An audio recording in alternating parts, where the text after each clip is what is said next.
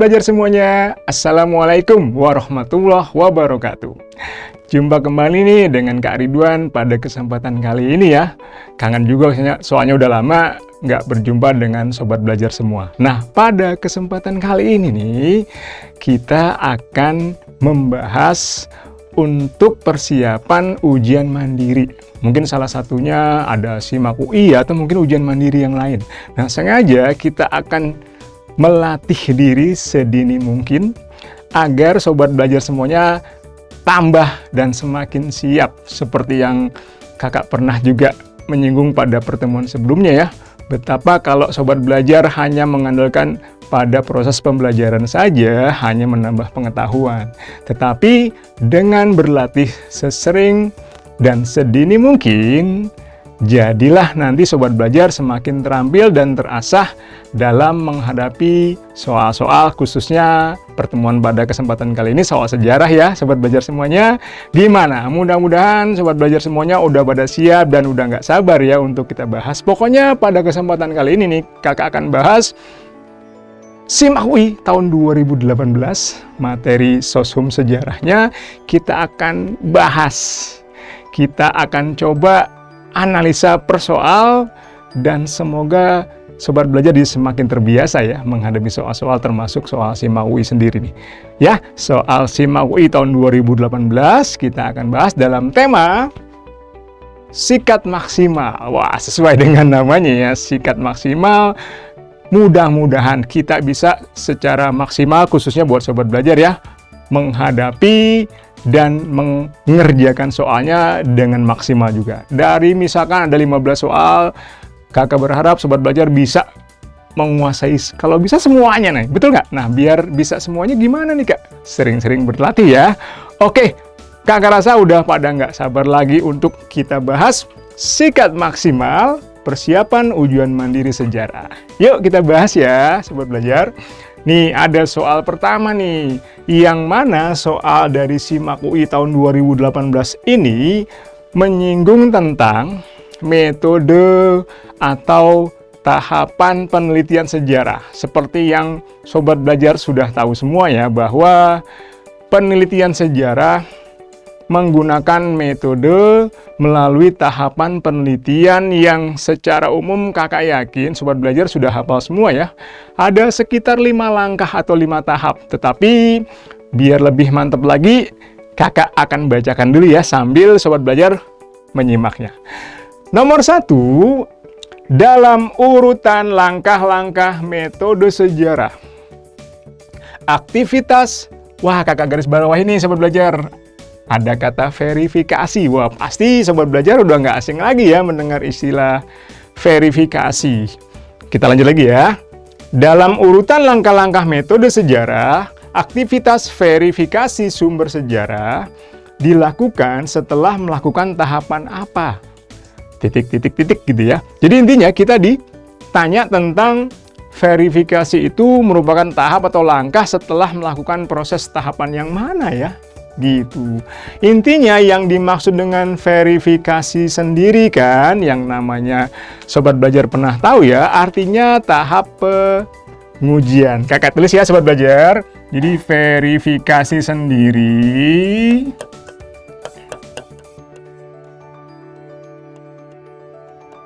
artinya menguji atau bahasa lainnya tahap kritik. Kritik apa kak? Kritik sumber data, sumber-sumber data yang kita peroleh nih sobat belajar.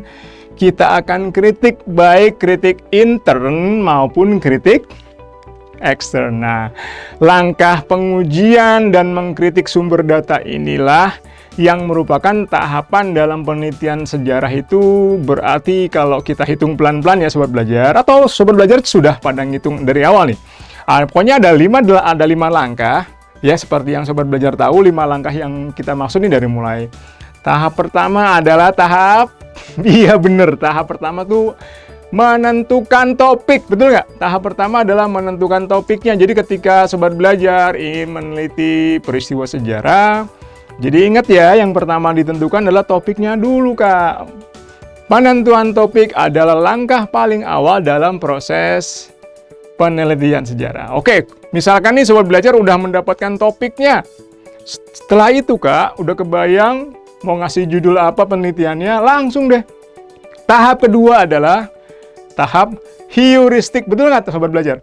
Tahap heuristik artinya tahap pengumpulan dan penelusuran serta seleksi dari sumber-sumber data yang sobat belajar peroleh di lapangan ya, entah mungkin dari hasil wawancara, dari hasil yang namanya observasi, atau mungkin sobat belajar datang ke situs-situs sejarahnya secara langsung dan mendapatkan sumber-sumber sejarah secara primer. Masih ingat ya sumber primer? Yaitu sumber data yang diperoleh dari sumber aslinya dari pihak pertama, misalkan kalau peristiwa sejarah tertentu bisa didapat dari tempatnya langsung, TKP-nya, situs-situs sejarahnya, dari orang-orang yang menjadi pelaku, minimal atau mungkin para saksi gitu ya, dan sebagainya dan sebagainya. Nah, langkah berikutnya nih sobat belajar, langkah ketiga ya, berarti setelah kamu menentukan topik, betul nggak? Kemudian yang kedua, melakukan penelusuran dan pengumpulan sumber data. Langkah ketiga adalah melakukan tindakan atau aktivitas verifikasi. Verifikasi atau tahap untuk menguji sejauh mana data memiliki validitas. Betul nggak? Menguji keabsahannya atau bahasa ilmiahnya validitas. Dan juga menguji keasliannya. Apa bahasa lainnya, bahasa ilmiah keaslian sobat belajar namanya otentisitas. Betul sekali. Nah Kak, cara menguji sumber data biar otentik, biar valid tuh bagaimana? Dengan cara melakukan kritik. Ada kritik intern, ada kritik ekstern. Ini kritik intern menguji validitas. Sementara menguji otentisitas atau keaslian adalah kritik ekstern. Nah, semua itu merupakan bagian dari aktivitas verifikasi ya. Jadi kesimpulannya kalau balik ke soal nih sobat belajar, aktivitas verifikasi merupakan kegiatan yang dilakukan setelah melewati tahap pengumpulan dong. Oke, kalau kita bahas lebih jauh ya sobat belajar, kenapa milih jawabannya yang B sih Kak? Gitu ya. Nih, kita bahas sedikit ya. Kakak ada sedikit nih catatan buat mengingatkan sobat belajar semua ya. Sedikit saja ya. Mudah-mudahan minimal sobat belajar jadi tahu deh. Jadi ingat lagi ya. Jadi ingat tahap penelitian sejarah. Walaupun kakak yakin sobat belajar sudah tahu semua ya. Tahapan penelitian sejarah ada 5.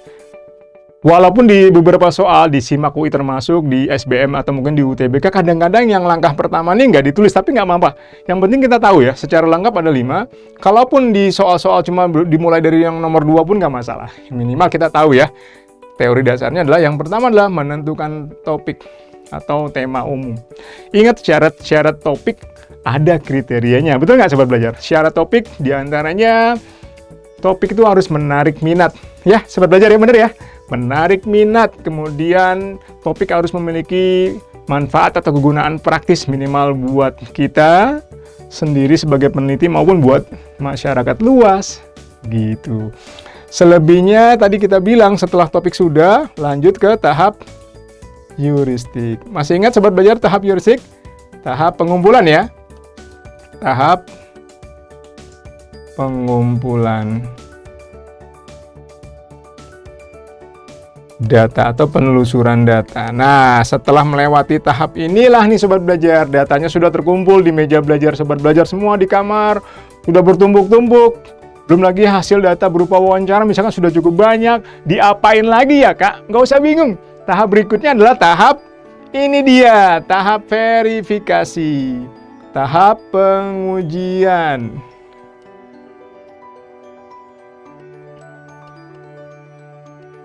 Pengujian data, bahasa lainnya sering disebut nih sobat belajar, kritik sumber.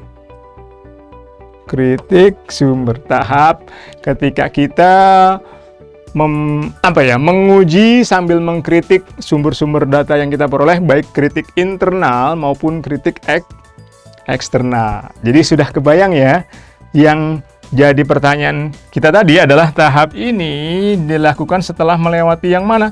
Berarti sejak kita mendapatkan atau melakukan yang ini. Heuristik itu apakah? Ini dia. Yaitu tahap pengumpulan atau penelusuran data-data sejarah. Apalagi kan setelah itu ada interpretasi. Ini tahap penafsiran ya sobat belajar ya. Tahap penafsiran. Apa yang ditafsirkan Kak?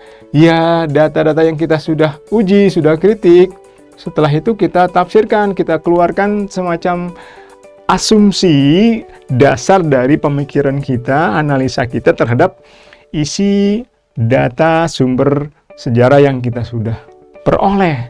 Setelah kita baca, kita pahami, kita keluarkan interpretasi kita terhadap data tersebut. Layaknya sobat belajar setelah membaca komik, setelah membaca novel misalkan, mama di rumah minta kepada sobat belajar untuk menceritakan kembali kepada beliau. Adek tolong ceritain ke mama dong isi novelnya, isi buku ceritanya, isi komiknya misalkan. Ya kurang lebih seperti itu ya sobat belajar. Menceritakan kembali dengan sudut pandang penafsiran sesuai dengan asumsi yang sobat belajar miliki. Itu namanya tahap interpretasi atau bahasa lainnya analisis.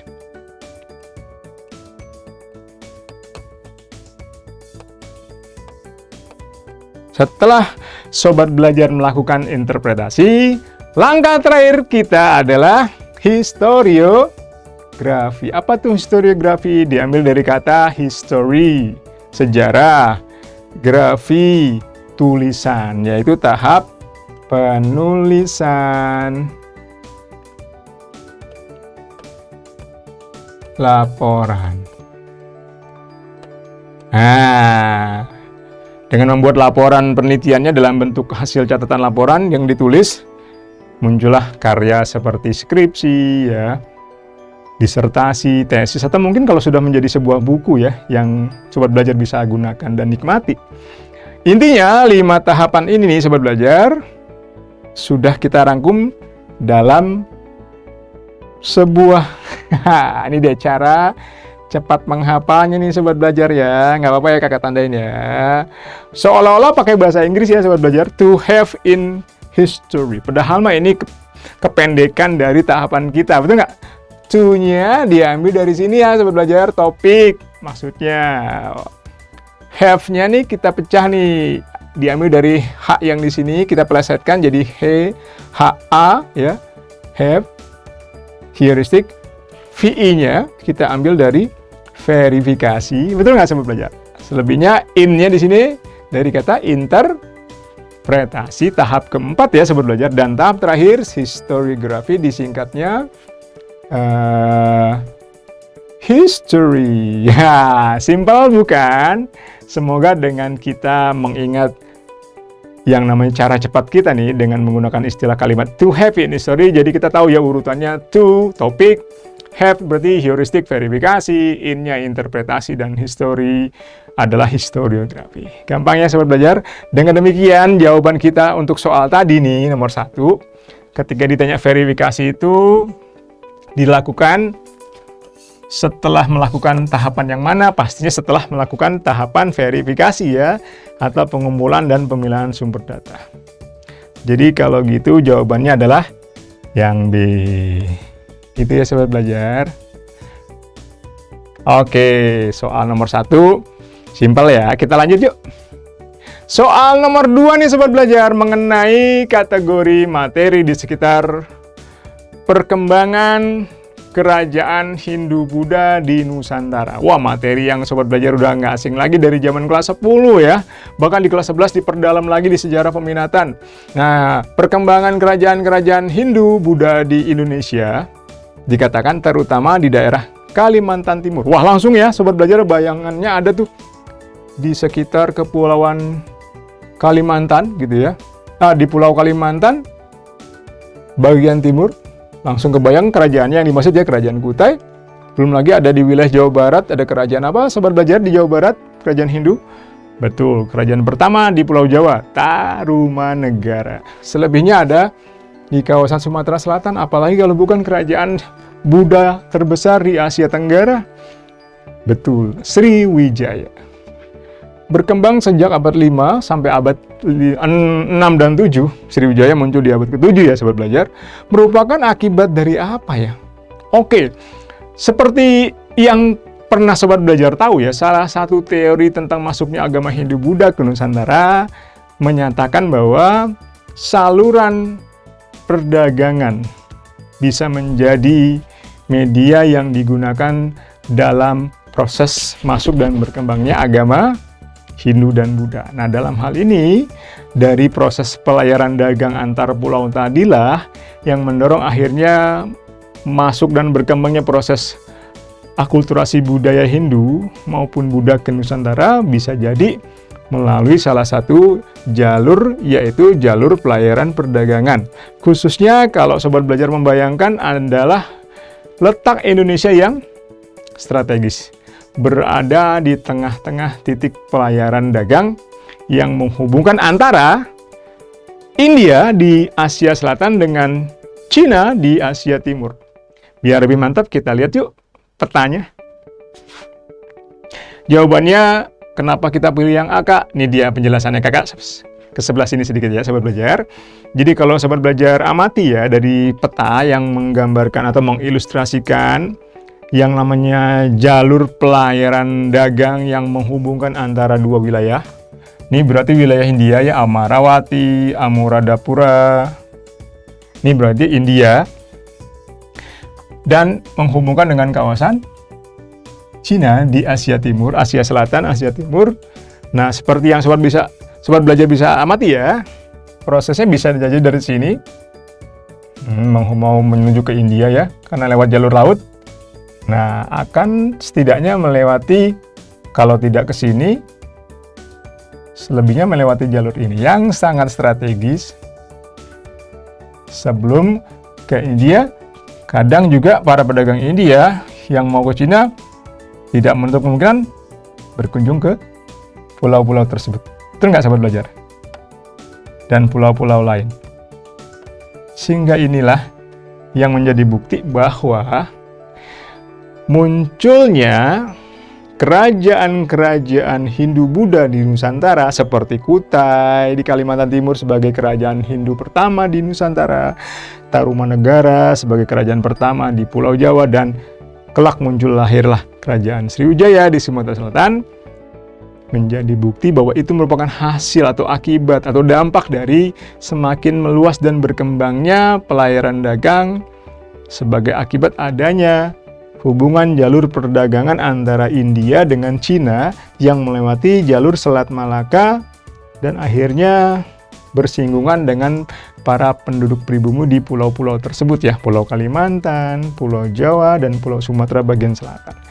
Sehingga bisa dikatakan dengan keterangan seperti ini nih Sobat Belajar, bahwa pedagang yang berlayar dari Asia Selatan menuju Myanmar, Thailand, Semenanjung Malaya, bahkan sampai ke Indonesia, Cina, bahkan sampai ke Korea di Asia Timur, akan menjadi penyebab juga terbukanya proses hubungan pelayaran dagang dengan penduduk lokal di Indonesia, dan inilah yang mendorong akhirnya muncul dan masuknya pengaruh Hindu-Buddha di tanah air.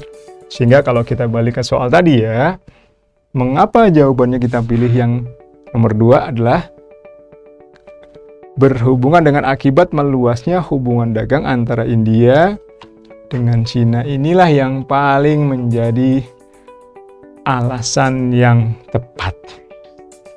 Dengan semakin meluasnya hubungan dagang Asia Selatan India dengan Cina di Asia Timur, yang kebetulan melewati jalur Selat Malaka dan akan masuk ke wilayah Indonesia, disitulah awal pertama mulai muncul hubungan interaksi dagang masyarakat India dengan penduduk lokal di Indonesia yang tidak menutup kemungkinan melahirkan pengaruh Hindu-Buddha di tanah air yang kelak berkembang menjadi munculnya kerajaan-kerajaan kelak di abad 5 hingga abad 7 ya.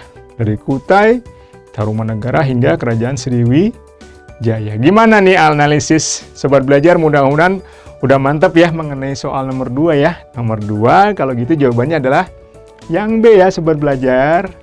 Masih semangat kan ya? Yuk kita lanjut lagi.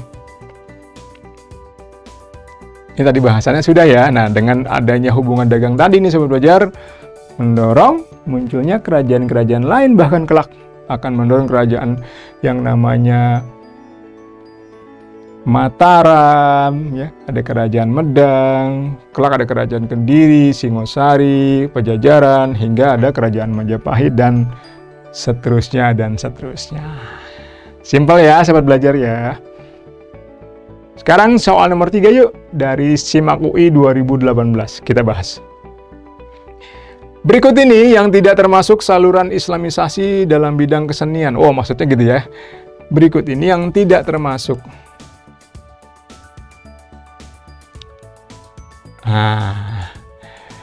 Oke, ada kata kunci di situ, tidak termasuk bidang kesenian. Jadi ingat, dalam ajaran agama Islam, seni menjadi suatu unsur yang penting pastinya.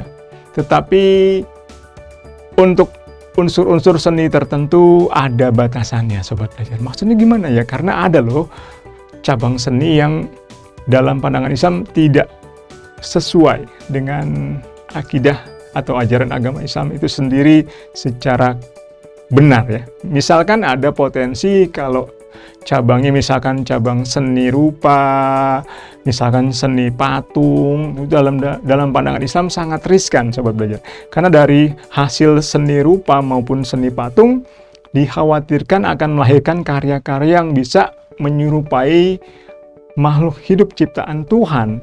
Dan dari kondisi itulah makanya untuk menghindari hal-hal yang tidak diinginkan dari munculnya karya-karya sastra, karya-karya seni maksudnya yang bisa menimbulkan dampak gitu ya, identik dengan makhluk ciptaan Sang Maha Kuasa, sehingga nih Sobat Belajar, dalam media penyebaran Islam di Indonesia, khususnya di tanah Jawa, para wali atau dikenal Wali Songo mengambil langkah dan tindakan untuk menghindari penggunaan cabang seni tersebut. Cabang seni yang dimaksud tahu ya, seni rupa dan seni patung.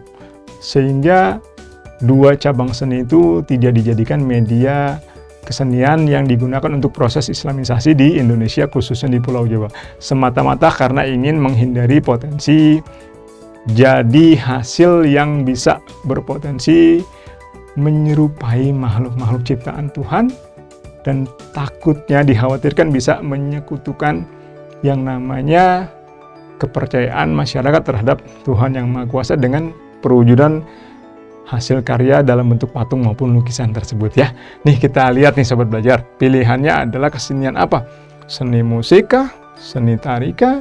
Seni bangunan kah? Seni lukis atau seni sastra? Oke, dari beberapa cabang seni tersebut ya, seperti yang Sobat Belajar tadi sempat kebayangkan, ada salah satu yang sangat riskan ya, menghasilkan sebuah karya yang sering sangat menggambarkan wujud makhluk hidup yang sangat mirip dan sangat identik. Makanya dikhawatirkan terjadi kondisi seperti itu, sehingga cabang seni tersebut sengaja tidak dijadikan media untuk proses islamisasi, dialihkan misalkan menjadi seni lukis, dialihkan menjadi seni kaligrafi ya, tulisan indah yang lebih berfaedah dan bermanfaat dan menambah kecintaan terhadap Al-Quran dan huruf serta bahasa Arab tentunya. Sehingga dalam hal ini kalau kita pilah dan pilih yang tidak termasuk ya. Kalau nomor 1 termasuk ya, seni musik adalah salah satu media saluran islamisasi di Pulau Jawa. Karena seperti yang Sobat tahu ya, Sunan Bonang sendiri ya, Sunan Bonang terkenal dengan menjadi salah seorang wali yang menjadikan media musik melalui tembang-tembang alunan yang beliau ciptakan jadi salah satu saluran. Tembang-tembang alunan musik yang Sunan Bonang ciptakan mengandung syair-syair yang bermuatan ajaran Islam, pengingat terhadap pentingnya keimanan, kedekatan dengan Tuhan gitu ya. Jadi tidak ada salahnya musik menjadi salah satu saluran yang digunakan nih Sobat Belajar. Selebihnya seni tari juga sering digunakan. Misalkan ada seni tari yang bernuansa Islam seperti yang di Aceh ya. Tari di Aceh tuh tari saman dan tari-tari yang bernuansa Islami bisa menjadi media. Seni bangunan juga pastinya ya, bangunan-bangunan ritual keagamaan pastinya bangunan masjid, nisan gitu ya, yang bernuansa Islami banyak menjadi media-media dalam proses penyebaran Islam. Tak terkecuali seni sastra. Banyak sastra yang lahir di masa era keemasan Islam di Nusantara sebagai bentuk perkembangan peradaban budaya masyarakat yang dijadikan media islamisasi. Kitab-kitab sastra seperti ajaran-ajaran tasawuf lahir dalam kitab-kitab suluk, syair-syair, gurindam ya. Kemudian banyak kitab-kitab yang menggambarkan tentang silsilah suatu kerajaan, dan banyak ajaran-ajaran Islam yang dituangkan dalam bentuk karya sastra yang menjadi salah satu media saluran islamisasi juga nih Sobat Belajar. Sehingga kita dapatkan ya yang namanya jawaban kita untuk nomor 3 nih Sobat Belajar, yang tidak digunakan, tidak termasuk, yaitu seni lukis. Kenapa sih Kak seni lukis? Karena seni lukis atau seni rupa ini banyak ada kekhawatiran banyak bisa melahirkan potensi hasil-hasil karya seni yang dikhawatirkan bisa merusak akidah keimanan. Misalkan keterangannya Kakak tulis ini nih. Dalam Islam, seni menggambar atau taswir dan segala hal yang memiliki nyawa, menggambar segala sesuatu yang hubungannya dengan makhluk ya. Jadi kalau dalam Islam menggambar makhluk itu, baik manusia maupun hewan, hukumnya haram atau dilarang nih Sobat Belajar. Mengapa Kak? Karena berdasarkan hadis-hadis yang sahih mengenai larangan tersebut dilatar belakangi oleh adanya ancaman sanksi yang namanya azab dalam ajaran agama Islam yang memang melarangnya secara keras. Karena dikhawatirkan nih Sobat Belajar menjadi sarana menuju kesyirikan. Tahu ya yang namanya praktek kesyirikan, syirik menyekutukan Tuhan, menyekutukan Allah Subhanahu wa taala dalam ajaran Islam itu sangat menjadi bentuk dosa besar. Sehingga dengan potensi itulah ada kesan, ada unsur ingin menandingi ciptaan Tuhan dengan gambar-gambar dan wujud-wujud patung yang identik, mungkin kalau bentuknya arca patung, kalau bentuk lukisan, kalau bentuk melukis makhluk-makhluk hidup, jadi dikhawatirkan yang begitu lukisannya identik dan menyerupai makhluk hidup dikhawatirkan seperti itu ya Sobat Belajar. Sehingga dalam hal ini seni lukis dihindari dan tidak dikembangkan di zaman proses islamisasi khususnya di Indonesia. Gimana Sobat Belajar? Dengan demikian jawabannya mengapa seni lukis yang tidak termasuk? Karena para wali menghindari penggunaan media seni lukis dengan alasan tersebut. Mudah dicerna ya Sobat Belajar. Gimana? Kita lanjut lagi yuk. Soal nomor 3 tadi jawabannya adalah yang D. Sekarang kita menuju ke soal nomor 4 nih Sobat Belajar ya. Salah satu dampak kehadiran bangsa Portugis dalam keberlangsungan aktivitas perdagangan antar benua yang melibatkan Nusantara. Wah, kalau berbicara mengenai bangsa Portugis, pasti Sobat Belajar tahu ya, Portugis lah bangsa Eropa pertama yang datang ke Nusantara. Portugis datang ke Nusantara tahun 1511. Betul nggak Sobat Belajar? Portugis tiba di kerajaan atau kesultanan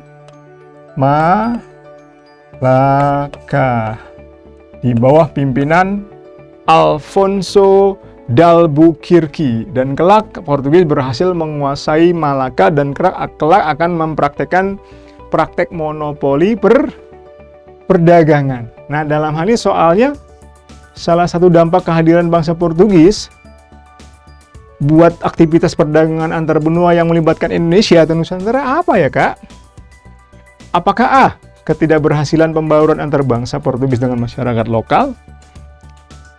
Tidak, karena dalam hal ini bukti-bukti sejarah maupun bukti budaya banyak mewujudkan hasil budaya interaksi yang melahirkan akulturasi. Contohnya sebagai bukti hubungannya berhasil sebenarnya Sobat Belajar ya. Selama Portugis pada awalnya hanya ingin mencari rempah-rempah, sempat terjadi hubungan yang cukup baik. Misalkan ketika Portugis bersekutu dengan Ternate ya, kemudian ada interaksi dengan masyarakat di beberapa wilayah di Nusantara yang melahirkan banyaklah digunakan bahasa-bahasa Portugis, kosakata Portugis pun banyak diadaptasi dan diadopsi ke dalam bahasa Indonesia. Seperti salah satunya jendela.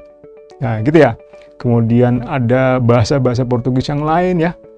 ini menunjukkan bahwa ada proses penerimaan unsur-unsur budaya Portugis. Demikian juga dengan seni musik, musik keroncong, gitar moresco, dan sebagainya. Itu menunjukkan bukti budaya Portugis bisa sebenarnya masuk dan diterima.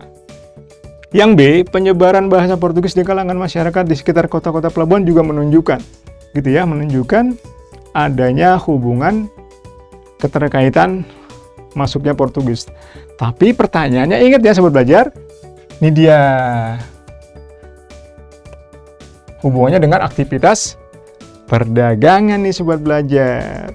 Yang C yuk, keterbatasan mata pencaharian penduduk lokal. Kakak rasa mata pencaharian penduduk lokal bisa dikatakan cukup beragam ya, baik secara maritim maupun agraris, belum lagi yang sifatnya lebih luas, sehingga tidak bisa dikatakan dampaknya menyebabkan keterbatasan mata pencaharian secara langsung. Kemudian adalah perubahan sistem pemerintahan lokal. Oke, kalau perubahan sistem pemerintahan lokal, pertama ini tidak berkaitan dengan masalah perdagangan di Nusantara, karena ini masalah politik ya sobat belajar. Yang kedua, sistem pemerintahan lokal kalaupun memang ada pengaruhnya, paling dalam arti kekuasaan penguasa pribumi ya, yang semakin berkurang akibat adanya namanya penguasaan oleh pihak Portugis terhadap penguasa-penguasa di Nusantara. Selebihnya yang terakhir, yang E, perolehan mungkin ya, pemerolehan keuntungan besar dari perdagangan rempah-rempah penduduk lokal. Kalaupun memang perdagangan yang dijadikan aspek utama dari pengaruh yang Portugis terima setelah bersinggungan dengan yang namanya jalur pelayaran dagang di Nusantara, inilah yang paling menunjukkan dampak di sekitar aspek pelayaran dagang yang dialami oleh Portugis. Jadi dengan kondisi itulah sobat belajar, dampak kehadiran Portugis dalam keberlangsungan aktivitas perdagangan yang melibatkan Nusantara, tentunya Portugis semakin menjadi bangsa yang memperoleh keuntungan besar dari hasil monopoli rempah, khususnya setelah berhasil menguasai Malaka dan menguasai wilayah Maluku. Betul nggak sobat belajar? Nomor 4, kenapa jawabannya E? Bisa ya sahabat belajar. Sekarang kakak pindah ke sini. Nomor berikutnya nih sahabat belajar, nomor 5 ya. Nomor 5 adalah pada masa pergerakan, maksudnya pergerakan nasional ya sahabat belajar. Di masa pergerakan nasional nih, terjadi perbedaan cara perjuangan. Memang seperti yang sobat belajar tahu ya, di masa pergerakan nasional ada 2 corak ya. Ada corak kooperatif, saya yakin sobat belajar tahu ya. Artinya pola perjuangan atau corak perjuangan yang intinya mau bekerja sama dengan pihak penjajah. Misalkan bersedia mendirikan organisasi, tapi organisasinya tidak radikal. Bersedia masuk ke dalam lembaga-lembaga yang dibentuk oleh pemerintah Belanda, misalkan seperti parlemen atau Volkskrant ya. Selebihnya juga ada nih sobat belajar, golongan nasionalis yang melakukan cara-cara yang non-kooperatif. Diambil dari kata non ya, non berarti tidak. Kooperatif kerjasama, jadi non-kooperatif cara atau pola yang dilakukan dengan tindakan menolak bekerja sama dengan pihak penjajah nih sobat belajar.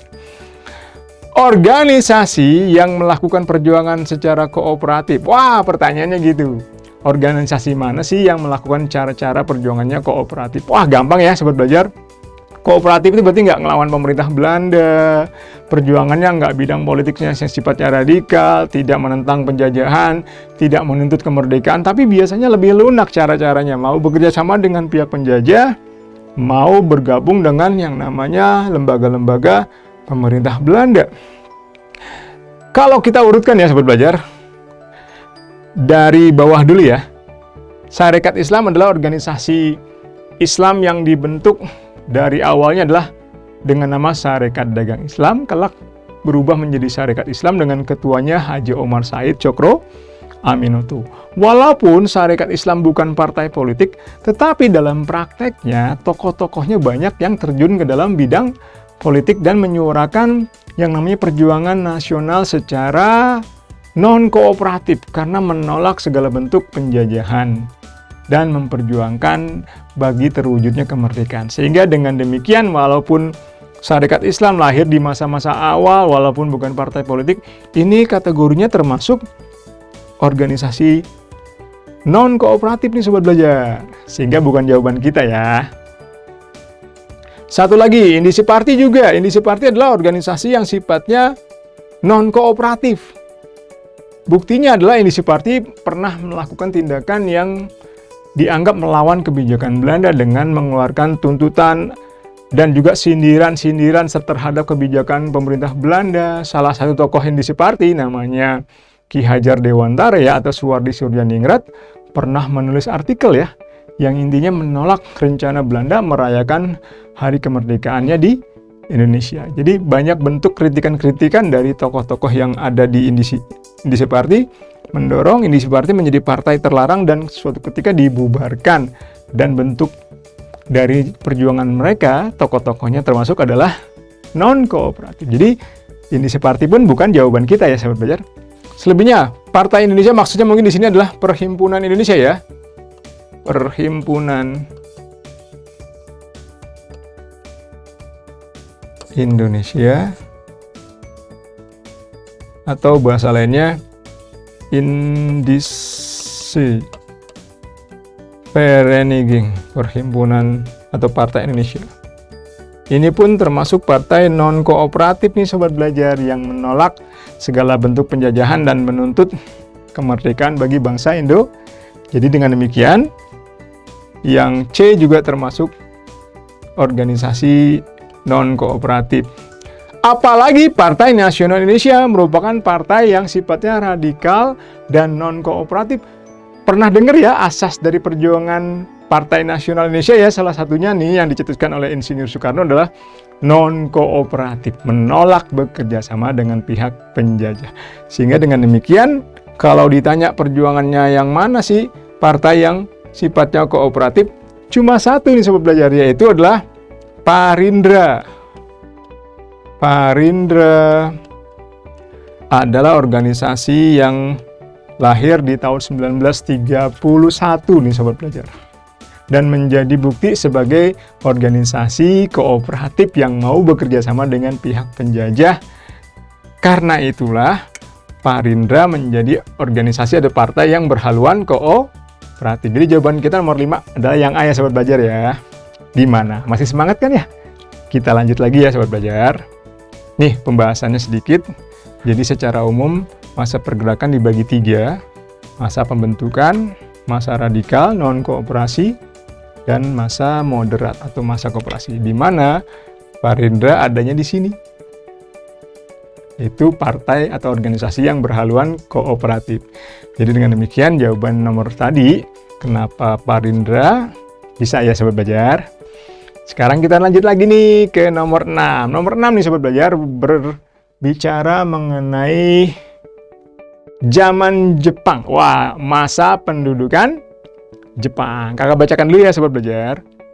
Untuk melancarkan propagandanya, pemerintah Jepang melancarkan gerakan-gerakan seperti gerakan 3A, Putra, dan Jawa Hokokai.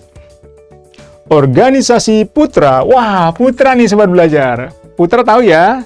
Pusat Tenaga Rakyat. Betul banget. Ini organisasi yang dibentuk Jepang dalam tujuan untuk meminta dukungan bagi rakyat Indonesia guna membantu Jepang dalam Perang Pasifik. Nah, sengaja untuk mencari dukungan dan simpati rakyat, Jepang mengangkat 4 tokoh. Kakak ulang nih, 4 tokoh nasionalis, dan tokoh inilah yang dijadikan Jepang sebagai cara untuk menarik simpati dan dukungan rakyat. Karena Jepang sengaja menggunakan tokoh-tokoh nasionalis yang karismatik di mata rakyat. Siapa sih yang nggak kenal Soekarno, Hatta? Betul nggak sobat belajar? Siapa yang nggak kenal kiai ternama di era itu? Kiai Haji Mas Mansur. Dan tokoh nasional pendidikan yang sangat dikenal masyarakat, Ki Hajar Dewantara. Sehingga dengan diangkatnya 4 tokoh tersebut, Jepang sengaja menggunakan tokoh-tokoh tersebut untuk tujuan menarik dukungan dan simpati rakyat kepada Jepang. Nah, kelak 4 tokoh tersebut ya sobat belajar dikenal dengan sebutan 4 serangkai. Jadi ingat ya, dalam sejarah nih sobat belajar ada 2. Ada 3 serangkai dan juga ada 4 serangkai. Nah, di zaman Jepang lahirlah 4 serangkai. Siapakah 4 serangkai? Kita disuruh milih nih sobat belajar. Jawabannya yang benar yang mana, Kak? Ulang lagi ya. Soekarno, Hatta, Kiai Haji Mas Mansur, dan Ki Hajar Dewantara. Kakak punya nih cara ngapalnya biar lebih gampang. Gini nih sobat belajar. Tokohnya ada 4 ya, 4 serangkai. Kebetulan kakak punya fotonya di sini. Kakak ambil dari salah satu situs. Ada Soekarno, ada Bung Hatta, ada Ki Hajar Dewantara, ada ulama terkenal di masa itu Kiai Haji Mas Mansur. Jadi nama-nama beliau sudah bisa sobat belajar ingat. Nah, sekarang kita menghafalnya gini nih sobat belajar. Pertama kakak nulis ini dulu. Mas diambil dari Kiai Haji Mas Mansur. Kakak ambil di sininya dari Bung Karno, nama Insinyur Soekarno. Kakak masukin sekarang Ki Hajar Dewantara. Kakak ambil kata terakhir dari nama Bung Hatta, Muhammad Hatta. Wah, jadi seolah-olah cara menghafalnya gitu ya sobat belajar, tanpa ada maksud dan tujuan yang aneh-aneh, tapi sekedar agar mampu kita hafal dengan lebih mudah. Betul nggak sobat belajar? Mas Karno, Hajar Hatta, Kiai Haji Mas Mansur, Insinyur Soekarno, Ki Hajar Dewantara, Bung Hatta. Gampangnya sobat belajar, 4 serangkai. Jadi dengan demikian jawaban kita adalah yang mana sobat belajar? Gampang ya, yaitu Insinyur Soekarno, Dr. Andes Muhammad Hatta, Ki Hajar Dewantara, dan Kiai Haji Mas Mansur. Kalau gitu jawaban kita adalah yang E ya sobat belajar. Simpel bukan ya? Yuk kita lanjut lagi ya. Nah, dalam hal ini nih sobat belajar, ada soal berikutnya masih mengenai Jepang nih sobat belajar. Kekalahan Jepang atas sekutu sudah didengar oleh para pemuda melalui radio ilegal. Maksudnya radio yang sifatnya terlarang. Maklum sobat belajar, di zaman Jepang rakyat tidak boleh mendengarkan dan memiliki fasilitas radio. Mungkin karena Jepang nggak mau ya kekalahan mereka di Perang Pasifik dapat diketahui oleh rakyat. Tapi toh dalam sejarah Sultan Syahrir adalah tokoh Indonesia yang berhasil mengetahui berita kekalahan Jepang dalam Perang Pasifik. Nah, dalam hal ini, setibanya Soekarno-Hatta di Jakarta, tindakan pertama yang dilakukan pemuda setelah mereka mengetahui kekalahan Jepang apa ya? Pertanyaannya kurang lebih begitu nih sobat belajar. Adapun yang dilakukan pemuda adalah selain rapat di gedung bakteriologi di bagian belakang ya Universitas Indonesia Fakultas Kedokteran di Salemba, selebihnya para pemuda langsung menemui Soekarno-Hatta yang baru mendarat di Jakarta untuk segera mendesak pelaksanaan proklamasi kemerdekaan. Karena pemuda melihat inilah momen yang tepat di saat Jepang sudah menyerah, sementara sekutu belum datang. Indonesia bisa memanfaatkannya sebagai momen untuk memerdekakan diri melalui proklamasi. Di mana pemuda menolak proklamasi kita melalui mekanisme sidang-sidang PPKI melalui lembaga bentukan Jepang. Karena dikhawatirkan kalau melewati mekanisme sidang PPKI, kemerdekaan kita dianggap sebagai apa sobat belajar? Betul banget, hadiah dari Jepang. Kita nggak mau dong kemerdekaannya disebut sebagai hadiah pemberian Jepang. Makanya alasan itulah yang mendorong pemuda mendesak Soekarno-Hatta agar kita proklamasi secara mandiri. Pinter nih sobat belajar, pasti udah tahu ya. Dalam hal ini nih sobat belajar, para pemuda langsung melakukan tindakan ini nih. Kakak sengaja menggunakan huruf tebal. Kakak pertegas lagi dengan garis merah, garis bawah berwarna merah. Segera golongan muda mendesak Soekarno-Hatta untuk segera memproklamirkan kemerdekaan secepatnya. Tetapi ingat ya, Soekarno-Hatta menolak tuntutan pemuda karena dianggap yang namanya kemerdekaan itu dalam pandangan Soekarno harus melalui prosedur dan mekanisme sidang-sidang PPKI. Betul nggak sobat belajar? Sehingga terjadilah cekcok. Perbedaan pendapat itulah sobat belajar yang mendorong terjadinya peristiwa apa ya? Betul banget, peristiwa Rengas Dengklok. Ini dia. Sehingga dengan demikian, jawaban kalau ditanya apa sih langkah pertama pemuda yang dilakukan oleh mereka segera setelah mereka mengetahui berita kekalahan Jepang, ya segera melakukan tindakan mendesak Soekarno. Walaupun nggak sepaham ya Soekarno dengan para pemuda, dan berujung munculnya peristiwa yang namanya Rengas Dengklok. Baiklah sobat belajar, mudah-mudahan dengan bahasan kita pada kesempatan kali ini di sekitar pembahasan SIMAK UI tahun 2018 bisa menambah kemahiran dan keterampilan sobat belajar ya dalam menghadapi soal-soal contoh dari ujian mandiri. Dan juga semoga memotivasi sobat belajar di rumah untuk lebih giat berlatih, belajar latihan soal-soal ujian mandiri juga secara mandiri selain dengan kakak pada kesempatan kali ini. Jangan lupa rajin belajar dan juga giat berlatih ya, biar sobat belajar tambah mantap lagi pemahamannya mengenai cara-cara menghadapi soal ujian mandiri tersebut.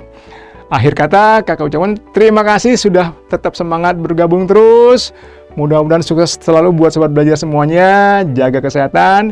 Ingat, karena sekarang belajar itu mudah. Ayo belajar! Jangan lupa belajar, karena sekarang belajar itu mudah. Ayo belajar!